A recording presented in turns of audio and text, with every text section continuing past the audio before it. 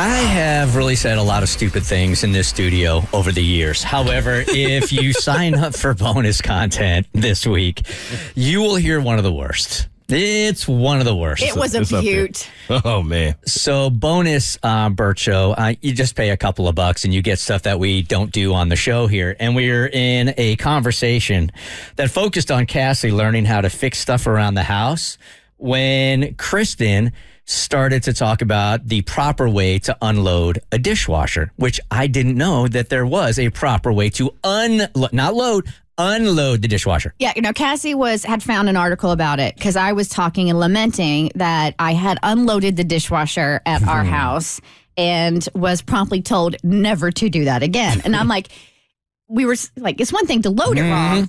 How do you unload a dishwasher wrong? So as we're getting into this debate, I'm starting to Google it and I'm reading an article. And at this point, I really feel like an idiot. Oh, man. It was bad. Consumer Reports has the right way to load and unload a dishwasher.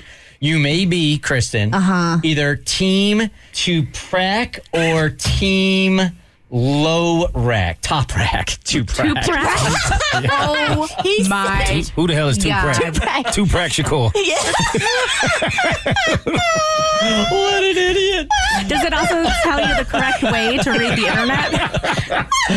What a total and complete idiot. That is Tupac's lesser-known cousin. Oh, man. Tupac didn't hit it as big on the charts. Team to prac. I will never live that. It is better the second time. I'm about to say the same thing. It will never be not embarrassing. 20 years from now, when we're talking about that again, I will feel like as big an idiot. Play it one more time, just so we don't hear do it. Yeah. Don't you do it. Do it. Consumer Reports has the right way to load and unload a dishwasher. You may be, Kristen, either team to prac or team top rack to prac. Please, no. No. I seriously got in here. I was hot under the collar, and there was no recovery. There was no recovery. All right, if you want to sign up for bonus Bert Show, you can do so at thebertshow.com. All right, the email is reading. She wants to make a move on her work husband, but should she do it or not? She wants your advice. You can always hit us up at thebertshow.com for some advice. All right, what do you have, Cassie? Dear Bert Show, I'd love your advice on workplace romances. I may be looking at the situation through rose-colored glasses, so I need some outside perspective. I have a huge crush on my coworker. Our chemistry is magnetic. We are both new to the company and work in the same department. We don't actually work together on projects, but attend a lot of department meetings together. The work environment feels very lighthearted. We actually were at a staff meeting once and they all asked me about my dating life and shared how a lot of my coworkers met their spouses at work, so I might have some luck. I can 100% tell he also has a crush on me.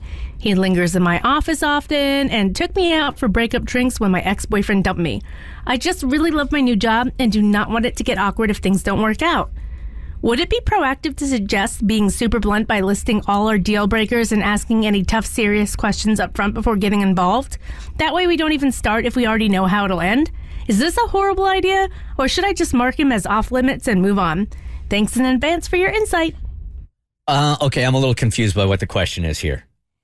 She's asking if she asks him out, if she does go for it, should she get all of the deal breakers out the way immediately to see if they even stand a chance? I mean, I love this idea in theory. I mean, time is pretty important, right? So if you're on a date with somebody and they immediately, like in a lighthearted kind of way, I don't know that many could pull this off. And say, hey, I just want to let you know a couple of things right now, okay? I own 4 snakes. I smoke. I'm a chain smoker. I'm terrible with money. Oh my God, am I terrible with money? And my gas is off the charts. Okay? That's the worst it's ever going to get for you right there. Do you want to continue to go out? I like the idea of it. It's never going to work, though. I don't like it. I mean, if you can pull it off as if it's a funny sense of, like you got a sense of humor about it and it's funny, it might work. But I feel like most people are going to see that as a red flag if you just start pouring out old things that are bad about yourself on the first date. And I feel like that's okay with the person that you will never see again. Like if that's the tactic you want to take, this is a person that you work with closely. And they always say you're not supposed to dip your pen in the company ink, even though everybody does it. Yeah. You have the potential to really screw up the chemistry at that work. All right, Mo, so you and I are out on a date, right? It's a real date right here. And you're using real life examples for yourself, and you're using this theory. You and I are having our very first drink. Go ahead and tell me the red flags that I need to be aware of right now before we continue dating. Okay? Wow. Okay. Let's see. I'm way too invested in work.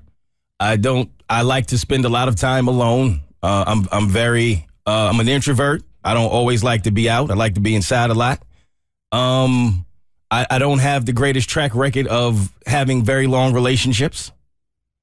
Is that enough? Because I feel like I could do this all day. I think how much longer are you going to make me go, man? I think the last statement says something a lot more than the first 5 things. That I can do this all day. How many red flags do you want?